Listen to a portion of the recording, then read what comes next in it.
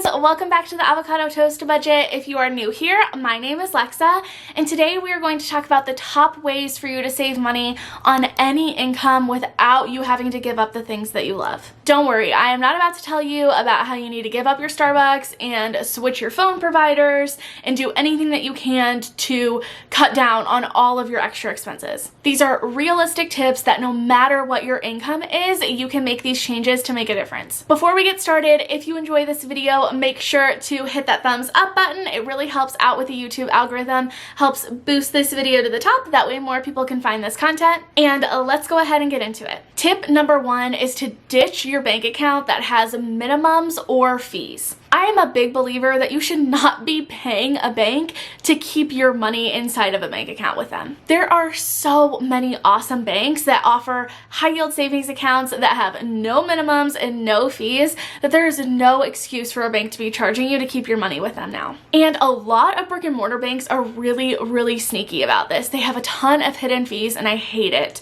If you want to know my list of recommendations on the top online bank accounts for 2021, all of which have no minimums and no fees, I will link that video here. But paying a bank to keep your money in there is a waste of money, and there are so many other banks that you could be using. And on the topic of bank accounts, number two is to switch to a checking and savings account that give you more money back. Capital One 360 gives you money back on both the money that is in your checking and your savings account. And where a lot of times standard banks will give you like 0.05% or less back on the money in your savings account, Capital One 360 gives you 0.4% back right now. Life is hectic enough. If there are ways for you to be making even just a little bit more money, why not take advantage of that? And if all you have to do is just switch your money over to a different bank account, I think that that is an awesome way to go. Number three is to separate your savings into categories. I'll be perfectly honest with you. When I first started saving, I was just putting money into a savings account because I felt like that's what adults were supposed to do, and everyone was telling me that I should save money. So it was so easy to justify taking money out of my savings account when I had things I wanted to buy because that money had really no value to me. When I heard about this idea of splitting your savings up into multiple different categories and making it known what that money is doing for you, that gave my money a purpose, and it made it a lot harder for me to justify taking money out of my savings account because I had things that I wanted that money to do for me. There are tons of different ways that you can go about splitting up your money and keeping track of that. I talked about that in my sinking funds video and my zero-based budget video. I will link both of those up here and also in the description box below.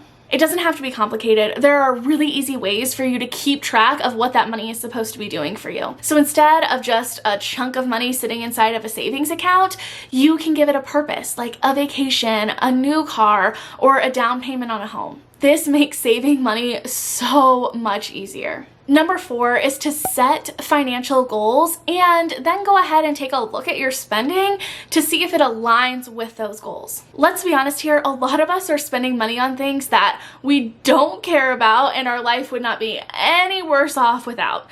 Now, I am not talking about, again, your iced coffee or anything that brings actual value to your life. I'm not about cutting those things out. But if you're someone who has been paying for a gym membership that, let's be honest, you haven't used in months, or paying for a recurring subscription fee that you don't really even use the service, then that money is not doing for you what you need it to do. So take a look, go back through your last couple of bank statements and see if how you are spending money is aligned with your goals. And if it's not, that is your chance to start making those small adjustments to make sure that your money is doing for you what you want it to do. Not everything in personal finance is all about just sitting there and crunching numbers.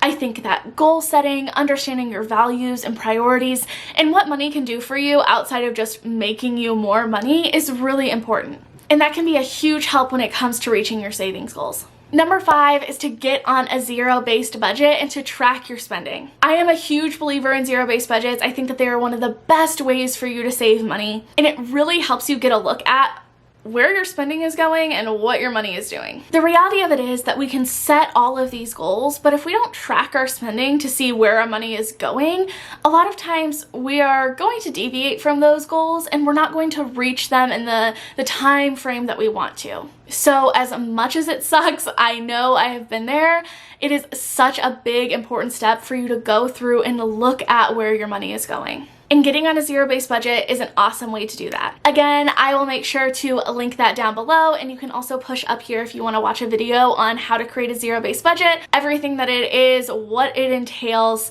and why I love it so much. Number 6 is to get a budgeting partner. Let's be honest here, changing up your finances is something that is really hard to do.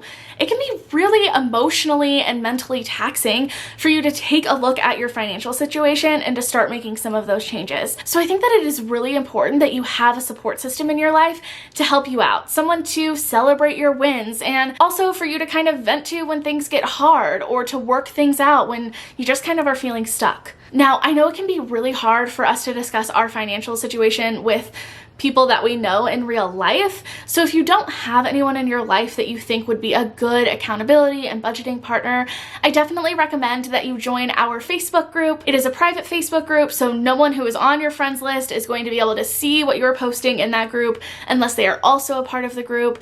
And it is filled with some awesome people. It is completely free, and I will link that down below. Number 7 is to utilize cashback apps. There are so many apps that you have to do like minimal work and put in minimal effort in order for you to get some cash back on, and I love them. A few of my favorites are Rakuten, and I really like this one because you just go in, they have tons of different cashback options. You just have to shop through the site. They have an app. They also have a web browser extension that will pop up if they have any deals.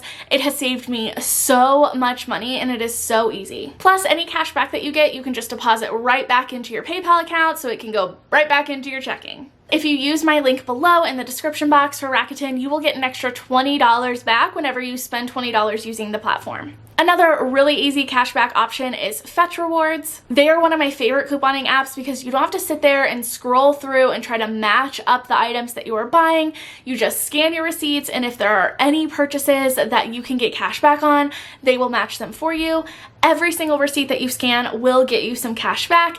Plus, what I really love about them is that they offer an e-receipts feature, and also they will scan your Amazon purchases to see if there's any cashback rewards for that. One of the downsides to Fetch Rewards is that you can't deposit that money directly back inside of your PayPal account, but they have so many different gift cards, including Amazon, Target, and Walmart, that there really is something that you're gonna end up spending money on essentials from those companies anyway, so you might as well turn them into gift cards and then get some free money.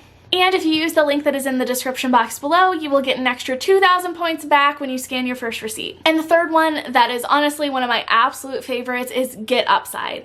And this is a service where you save money back on gas. Now, I've heard of services like this before, but it's more like a couponing app, and there's a lot of extra work that you have to do. But Get Upside, there's almost no work involved. Every time that I go to get gas, I just search the area, find one that is offering cash back. You just check in, you pay with the card that you have on file, and then it does all of the work for you, and usually within like 3 to 5 business days you get that money back in a cash back reward, and you can just again deposit that money into PayPal. I honestly wish that I would have known about this years ago. Unless you live in a big city, chances are you are driving a car and you have to buy gas, so if you can save a few cents off a gallon, you might as well. And if you use the link that is in my description bar below, you will also get an extra 15 cents off a gallon for your first tank of gas. These are awesome services that don't require you to spend any extra money that you hadn't planned on spending in the first place. So that is it for today's video, everyone. If you enjoyed this video, make sure to give it a big thumbs up.